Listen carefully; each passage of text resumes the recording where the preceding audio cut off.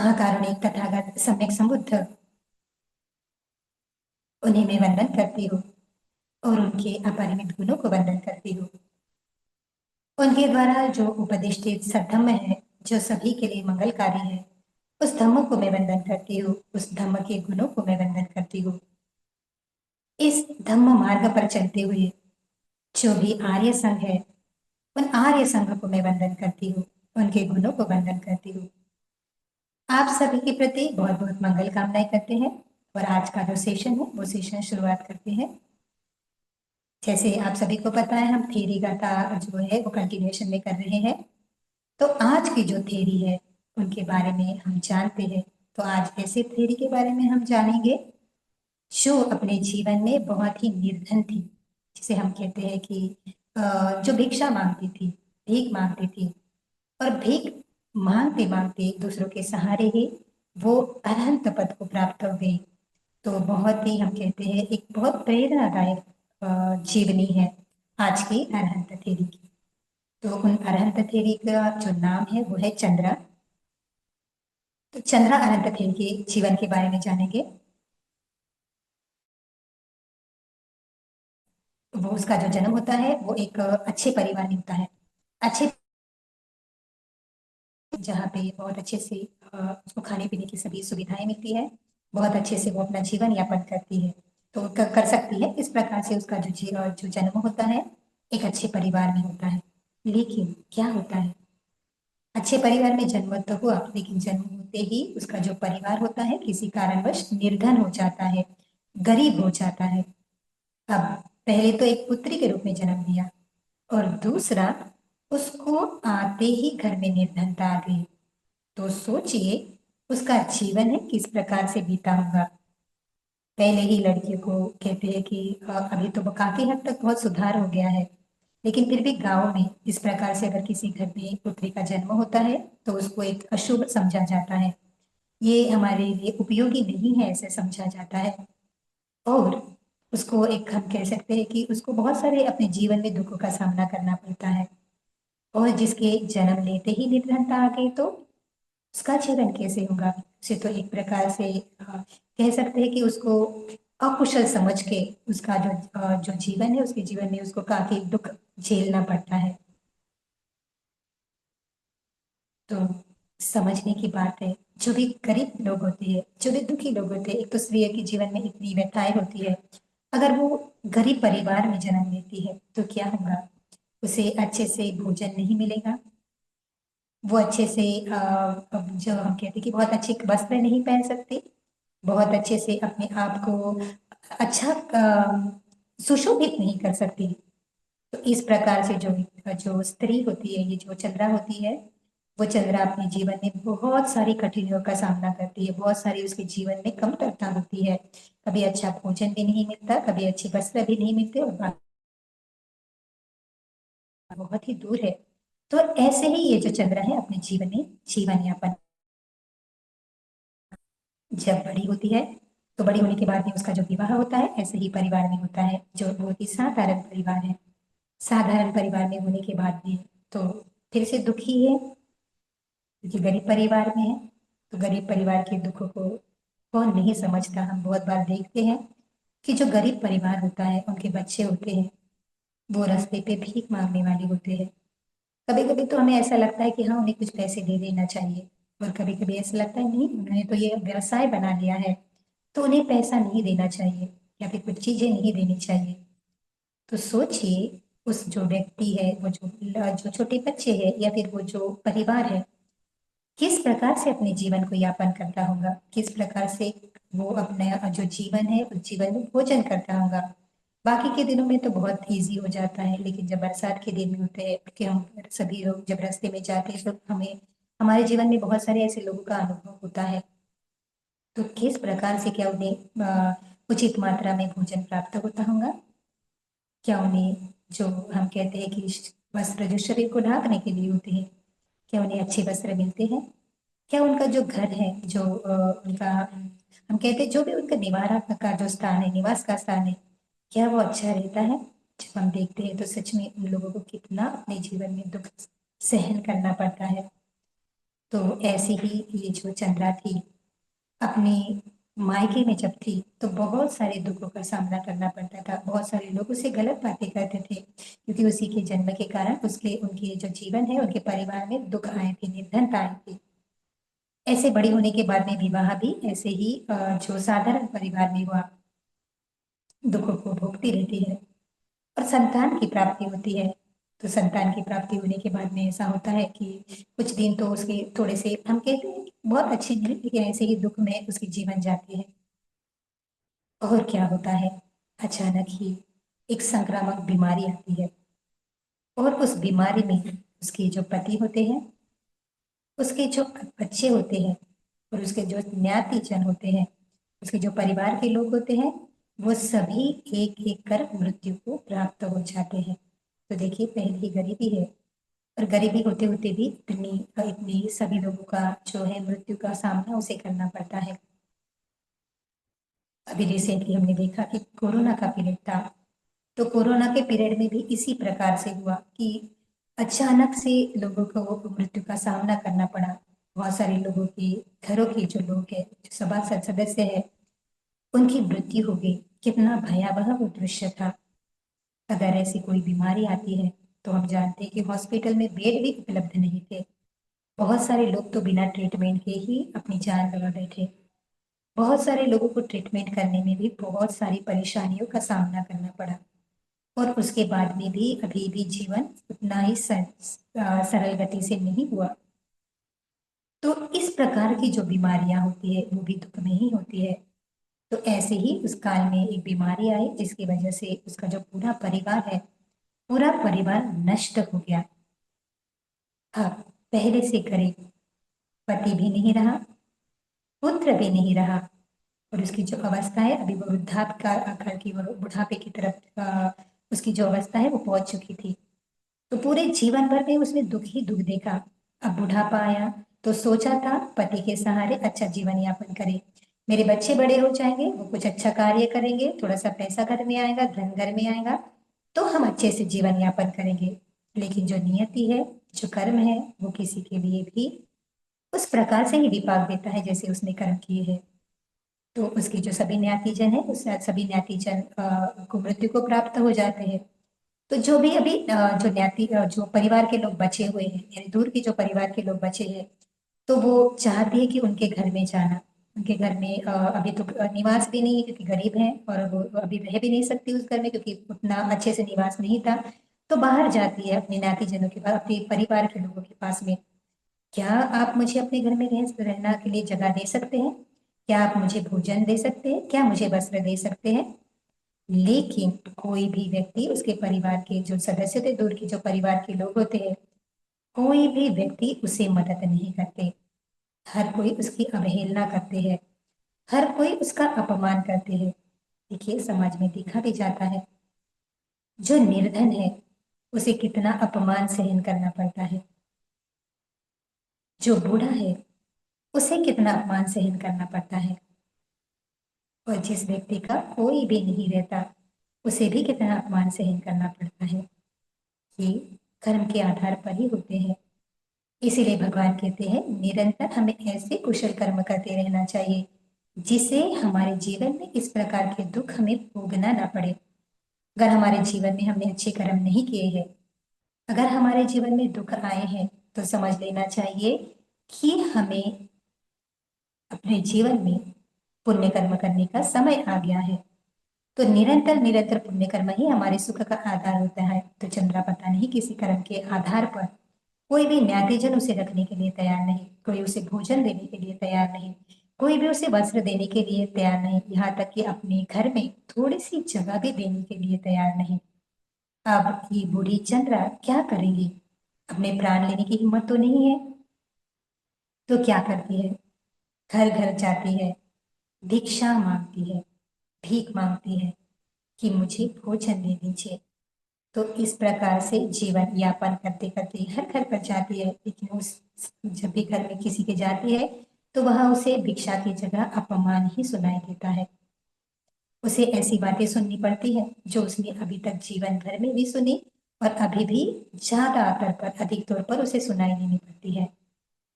कहीं भी मान नहीं, कहीं भी अच्छा बर्ताव नहीं, कभी किसी की करुणा नहीं, केवल और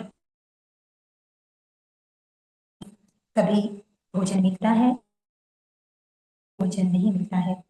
वस्त्र जो है तो कोई वस्त्र भी देने वाला नहीं है, कोई थोड़ी सी जगह भी अपने घर पर यहाँ तो कहीं रास्ते पे रहती है, कहीं पेड़ों के नीचे रहती है। तो इस प्रकार से केवल उसके पास में दो ही चीजें होती है, एक उसकी काठी जो उसको बुढ़ापे में सहारा दे, और दूसरा उसका भिक्षा पात्र, जो ऐसा पात्र है जहाँ पे वो किसी से मांग ले, जीवन यापन करे। तो ऐसे ही अपने वो दिन को यापन करती है, ऐसे ही अपने जीवन को जीती है। एक दो महीने नहीं, पूरे 7 साल, पूरे 7 साल वो इस प्रकार का दयनीय जीवन जीती है, दुख में जीवन जीती है।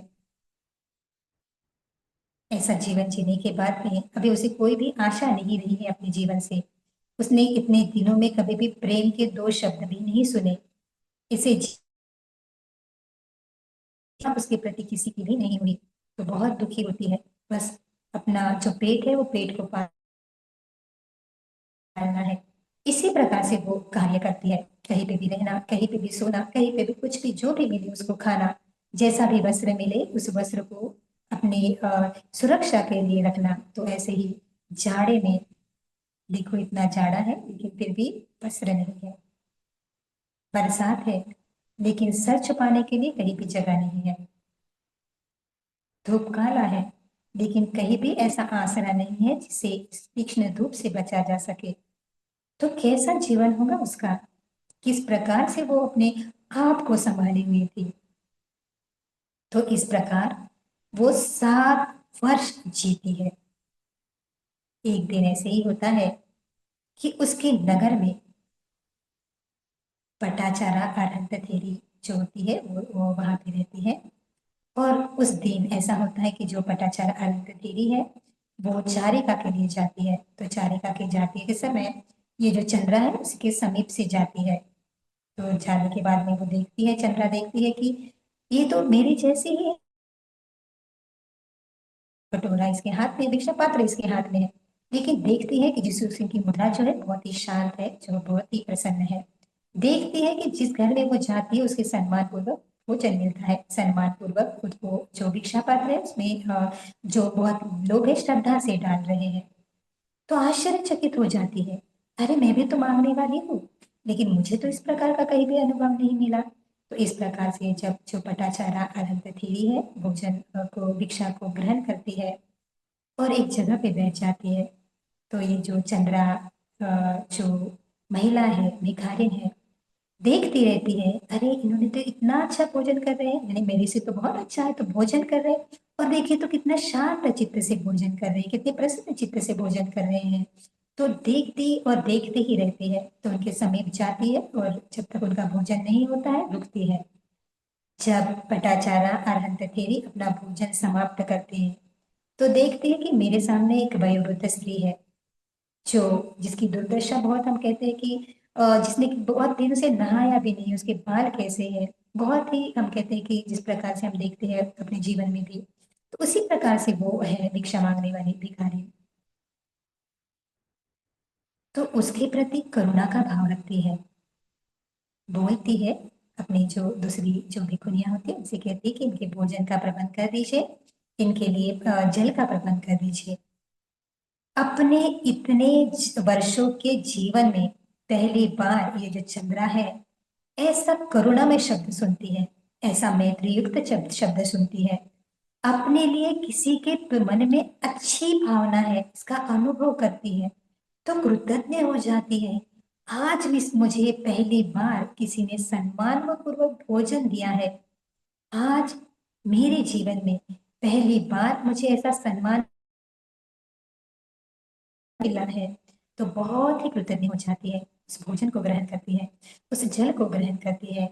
उसके बाद में पटाचारा अनंत के पास जाते हैं, उन्हें वंदन करती है, वंदन करके कहती है कि मैं तो इस प्रकार से जीवन यापन कर रही हूँ, ये तो मेरे जीवन में पहली बार हुआ कि मुझे भोजन अच्छे से मिला है, मुझे जल अच्छे से मिला है, किसने मुझे प्यार से के दो शब्द बोल लिए हैं, ये मेरे जीवन में पहली बार हुआ है।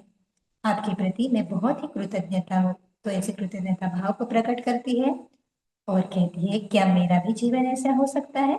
जैसे आप शांत है, जैसे आप प्रसन्न हैं, जैसे आपको इस प्रकार के जो भी जो भोजन आपको मिल रहा है, उस भोजन को ग्रहण करने के बाद में भी आप प्रसन्न हैं, कहीं कोई शिकवा नहीं, कहीं कोई शिकायत नहीं।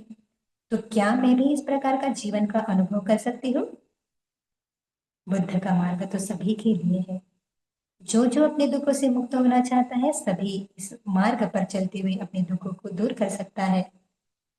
तो पटाचारा अनंत थीरी कहती है, हाँ बिल्कुल, आप भी इस मार्ग पे आ सकते हो। तो धम्मका उपदेश देती है कि किस प्रकार से जो जीवन है वो दुखमय है, किस प्रकार से इस दुखों का हेतु होता है, कैसे इस हेतु को भी हम नष्ट कर सकते हैं और उसका क्या उपाय है। तो इस प्रकार का धम्म का उपदेश देने के बाद ये जो चंद्रा है वो भी भिक्षुनी बन जाती है, बुद्ध धम्म संघ में प्रवचित हो जाती है। प्रवचित होने के बाद सदैव ही पटाचारा अनंत थेरी के साथ में रहती है। पटाचारा अनंत थेरी भी उसे बहुत ही सहानुभूति से, बहुत ही करुणामय रूप से, मैत्री युक्त चित्त से उसको धम्म का उपदेश देती है। उसको हर बात इसी प्रकार इस दुखों से मुक्त हुआ जाए, किस प्रकार इस दुख को समाप्त किया जाए, किस प्रकार अपने चित्त की परिशुद्धि की जाए। तो इस प्रकार से जो पटाचारा अरहंत थीरी थी, इस चंद्रा भिक्षुनियों को धम्म का उपदेश करती है और इस धम्म को श्रवण करते करते इसके पहले भी कितने जन्म में इस प्रकार से उसको दुखों का सामना करना पड़ा, पता नहीं कितनी बार उसके ज्ञाति जन उससे बिछड़ गए। इन सभी दुखों को, इन सभी दुख चक्र को इस बुद्ध धम्म के मार्ग पर वो समाप्त कर देती है, नष्ट कर देती है और अरहंत बन जाती है। अरहंत बनने के बाद अपनी जीवनियों को सबको बताती है कि देखिए, मेरा जीवन इस धम्म से कैसे बदल गया है, किस प्रकार से मुझे लोगों की अवहेलना सहन करनी पड़ती थी, किस प्रकार से मुझे लोगों का अपमान सहन करना पड़ता था, किस प्रकार से मुझे भोजन भी प्राप्त नहीं होता था, मुझे वस्त्र भी प्राप्त नहीं होता था और मुझे कभी भी किसी ने आसरा नहीं दिया। तो ऐसे दुख में जीवन जीते जीते भी जब मुझे धम्म का जो हम कहते हैं कि धम्म प्राप्त हुआ, तो सही अर्थ में मैंने अपने दुखों को नष्ट कर दिया। कहती है, अब मैं विमुक्त हो गई हूँ, अब मुझ में कोई भी मन नहीं रहा है, अब मुझ में कोई भी ऐसे संस्कार नहीं रहे हैं, कोई भी ऐसे संखारा नहीं रहे हैं, कोई भी ऐसे कर्म करके बंधन ये अब इस भव में फिर से दोबारा आना पड़े। तो बहुत ही अच्छे से सबको बताती है कि मैं विधवा थी, निसंतान थी, मैं पहले से बहुत ही मुसीबत में पड़ी थी, कोई भी मित्र मुझे नहीं जानते थे, सभी जाति धर्म वाले यानी सभी जाति वाले यानी उसके जन्म से रिलेटेड जो भी रिलेशन वाले हैं वो मुझे नहीं जानते थे, मुझे पहचानते नहीं थे, मुझे भोजन और वस्त्र भी नहीं मिलता था। ऐसा जीवन मैंने अपनी यापन किया। लकड़ी और भिक्षा पात्र लेकर मैं घरों घरों में भिक्षा मांगती रही। बताती है, सभी को बताती है कि मेरे पास में केवल मेरी एक लकड़ी थी ताकि वो मुझे सहारा दे और एक टूटा फूटा भिक्षा पात्र था जिसके आधार पर मैं घरों घर जाती थी, उनके दरवाजे पर घंटों खड़ी रहती थी। तो मुझे कभी कभार ही भिक्षा मिलती थी, कभी कभी ही मुझे भोजन मिलता था। कहती है, गर्मी और सर्दी में मैं व्याकुल हुई, उस मौसम में, उस परिस्थिति में मैं व्याकुल होती थी कि कोई तो मुझे इस दुख से बचा जाए, कोई तो ऐसा हो जो मुझे ये जो दुख है उस दुख से निकाल सके। तो बहुत व्याकुल रखती रहती थी। मैंने 7 वर्ष तक इसी प्रकार पर अपना जीवन यापन किया। तो कहती है, 1-2 साल नहीं, 7 साल जीवन के मैंने इस प्रकार से अपने जीवन को यापन किया। लेकिन एक दिन मुझे एक अनंत भिक्षुनी मिल गई। पटाचार अनंत थेरी के बारे में बताती है, लोगों को बताती है किस प्रकार से अनंत थेरी ने मेरा जीवन बदल दिया। तो कहती है, उसने मुझे भोजन दिया, जल देकर अनुग्रहित किया। उसने मुझे इन 7 वर्षों में पहली बार किसी ने मुझे प्रेम से, किसी ने मुझे करुणा से और किसी ने मुझे मैत्री से भोजन दिया होगा। तो वो पटाचारा अरहंतथेरी थी। तो उनको कितनी अनुकंपाशाली होती है कि कितना अच्छा अनुकंपा किया उन्होंने कि मुझे भोजन और जल दिया। पास जाकर प्रार्थना की और प्रवचन दी। तो कहती है कि फिर मैंने अरहंतथेरी के पास गई और अपने दुखों को बताते हुए उनसे प्रवज्जा की याचना की। उन्होंने भी मुझ पर बहुत ही अनुकंपा की। बिना किसी बात को कहे हुए मुझे यह मार्ग में आने के लिए संघ में प्रवेश दिया। उस दयामयी पटाचारा ने अनुग्रह पूर्वक मुझे प्रवज्जा दी। फिर धर्मोपदेश देकर उसने मुझे परमार्थ में लगाया। यह धम्म है ही इतना महत्वपूर्ण। जिसके जीवन में यह धम्म आ जाए, जो इस धम्म का पालन करे, सही अर्थ में वो परम अर्थ में लग जाता है। तो कहती है कि उन्होंने ही धम्म देशना देते हुए मुझे परमार्थ में लगाया। उनके उपदेश को सुनकर मैंने उनके अनुशासन को पूरा किया। तो कहती है जो अरहंतथेरी पटाचारा थी, भगवान थे, उनके उपदेशों को सुनते ही मैंने क्या किया है, ये बुद्ध शासन को पूर्ण किया। अपने विनय में भली प्रकार से रहते हुए अपने चित्त की परिशुद्धि मैंने साध ली। तो कहती है अहो अमो या देवी का उपदेश।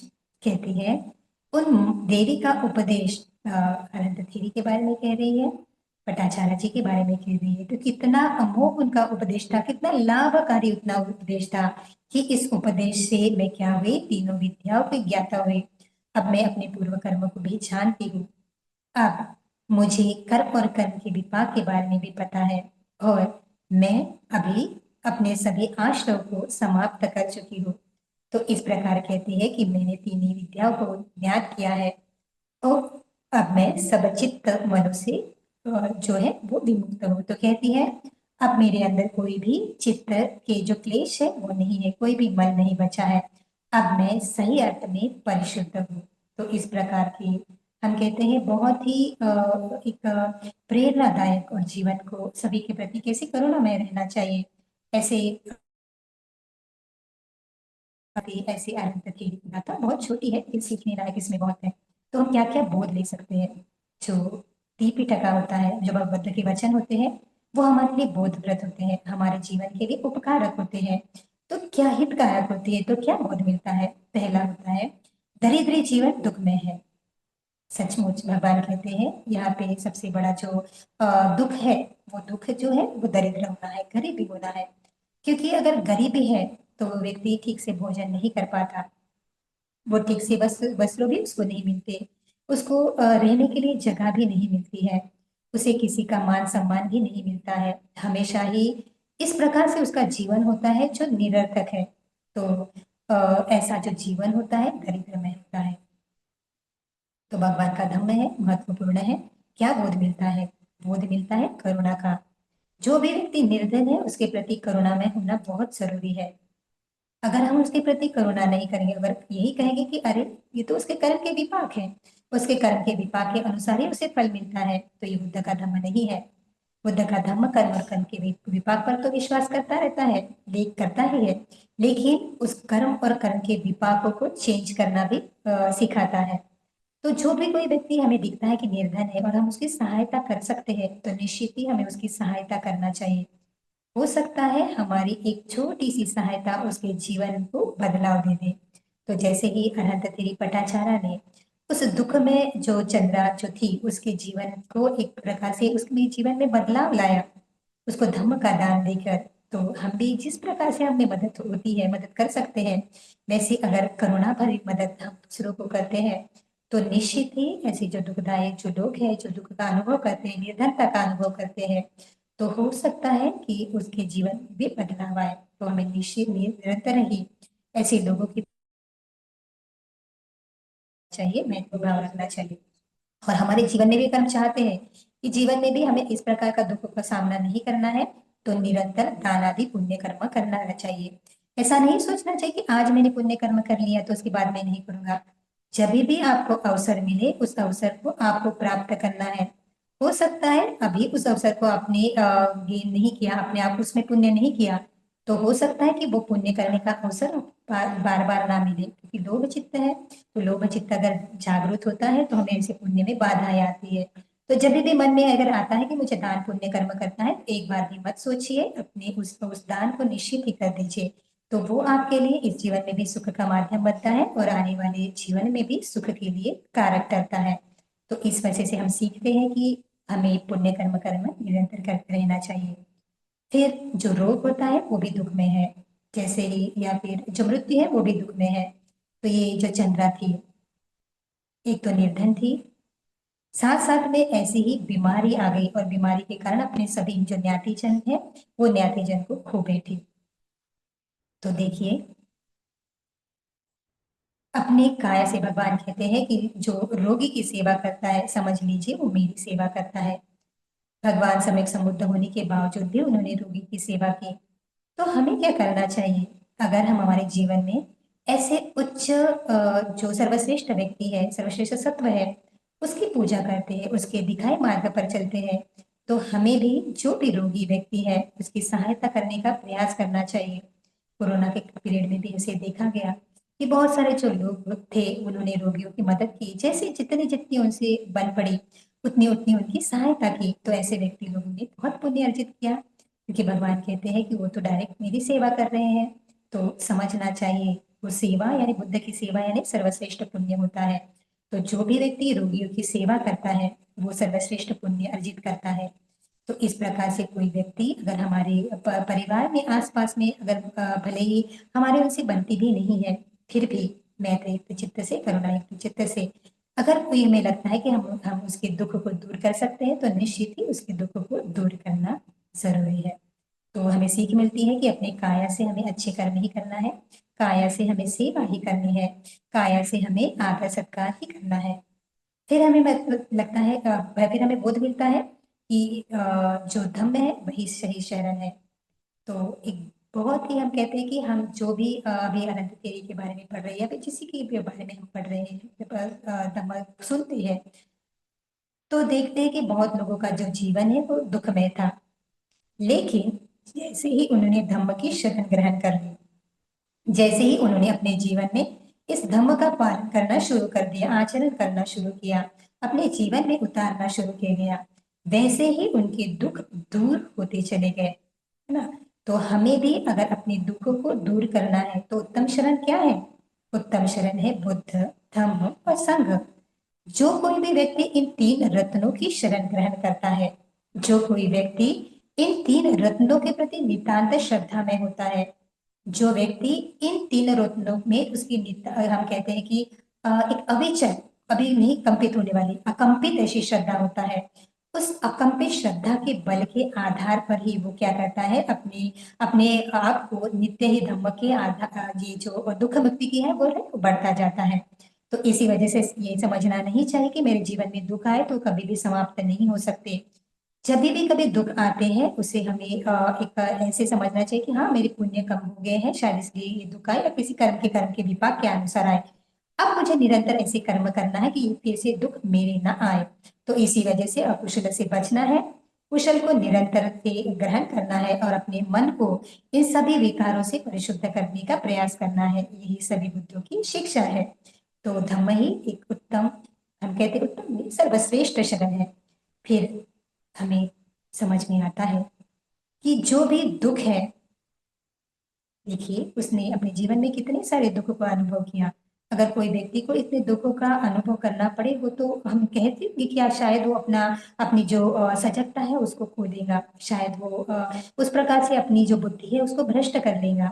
लेकिन जो चंद्रा थी उसके पुण्य भी बहुत थे, तो इतने दुख सहन करने के बावजूद भी धम्म की शरण आने के बाद में उसने अपने सभी दुख चक्र के दुखों को नष्ट कर दिया। तो अगर कोई व्यक्ति चाहता है मेरे सभी दुख, एक दूसरा दुख नहीं, अगर वो चाहता है कि मेरे सभी जो दुख है वो सभी दुख नष्ट हो जाए, तो एकमात्र उपाय है बुद्ध की शिक्षा को ग्रहण करना, बुद्ध के शिक्षाओं को जीवन में अनुसरण करना। अगर कोई व्यक्ति केवल धम्म का श्रवण करता है, बहुत अच्छा लगता है उसको धम्म का श्रवण करना, तो बार बार धम्म का श्रवण करता है, लेकिन आचरण में नहीं लाता, तो क्या होगा? आचरण में आना तो जरूरी है, क्योंकि आचरण में आने से ही हमें धम्म का लाभ मिलना शुरू होता है। तो जो कोई व्यक्ति इस प्रकार से नित्य आचरण करता है, तो कभी भी ऐसे नहीं कि खंडित होकर आचरण करता है, हमेशा ही शीलों का पालन करता है, हमेशा ही अपने चित्त को कुशल बनाने का प्रयास करता है, और हमेशा ही अपनी अकुशलता को नष्ट करने का प्रयास करता है, तो वो व्यक्ति निश्चित ही भगवान कहते हैं वो जल्दी ही निर्वाण की ओर अग्रसर होता है, वो निर्वाण को प्राप्त करता है। तो इस प्रकार से और एक शिक्षा हमें मिलती है स्त्रियों के प्रति जो भेदभाव होता है। देखिए, एक तो गरीब घर की है और उसके आने के बाद में भी उसको दुखों का सामना करना पड़ता है, क्योंकि शायद लोग उसे समझते कि ये शुभ नहीं है, अशुभ है। अशुभ होने के कारण कितना अपमान उसको सहन करना पड़ा। तो समझना चाहिए कि स्त्री भी है, उसे भी दुख से मुक्त होने का अधिकार है। वो अपने जीवन में बहुत कुछ नहीं चाहती है, वो केवल चाहती है कि उससे कोई प्रेम युक्त बात करे, वो चाहती है कि कोई उसे समझे, कोई उसके दुखों को बांटे, कोई उसको बताए कि इस दुखों को नष्ट करना कैसे होता है, कैसे करना है दुखों को नष्ट, कैसे अपने जीवन को अच्छी तरह से जीवन यापन करना है। यही तो वो चाहती है, किसका प्रेम चाहती है, किसी को हम कहते हैं शांति पूर्वक जीवन जीना चाहती है। ये तो हर कोई व्यक्ति चाहता है।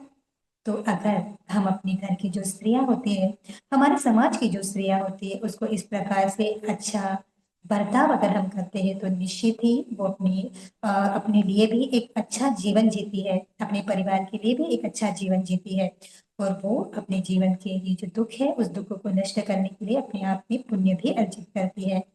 तो इसी प्रकार से फिर से हमें हम इस पे फोकस करना चाहेंगे। हमको ये मिलता है कि जो निर्वाण है उस निर्वाण पे सभी का अधिकार है, चाहे वो निर्धन है, चाहे वो धनवान है, चाहे वो पुरुष है, चाहे वो स्त्री है, चाहे वो उच्च जाति में जन्मा हुआ है, चाहे वो कनिष्ठ जाति में जन्मा हुआ है, चाहे वो किसी भी प्रांत में रहने वाला है, चाहे वो कोई भी भाषा बोलने वाला है, चाहे वो छोटा है, बड़ा है, युवा है या फिर वृद्धावस्था में है।